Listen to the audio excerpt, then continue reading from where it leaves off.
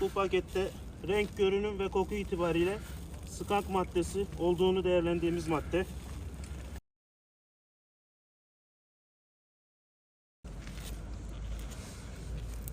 Bu da renk, görünüm ve koku itibariyle toz esrar.